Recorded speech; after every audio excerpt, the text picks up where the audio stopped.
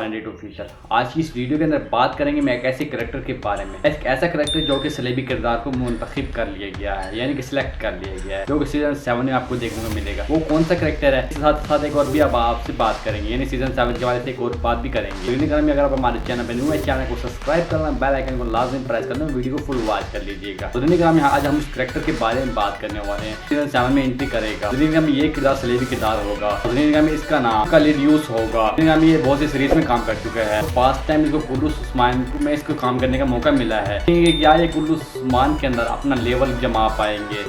ये करेक्टर बहुत famous character है जो कि कुल्लू उस्मान में आपको देखने को मिलेगा। और इसने बहुत से ऐसे किरदारों में रोल अदा किया है। इसने अपनी बहुत अच्छी कारकर्दगी भी दिखाई है। क्या ये उस्मान बे के अपनी कारकर्दगी दिखाएगा? बारे में मुझे कमेंट सेक्शन में लाजमी जवाब दीजिएगा। ये करेक्टर उस्मान बे का सख्त तरीन दुश्मनों में से एक होगा जो कि उस्मान बे को बहुत ज्यादा तंग करेगा। जिस तरह कि आपने देखा था निकोला के किरदार को भी देखा था, जिस तरह निकोला ने उस्मान बे को बहुत ज्यादा तंग किया था, तो ये भी करेक्टर इसी की तरह रोल अदा करेगा और उस्मान बे को बहुत ज्यादा तंग करेगा।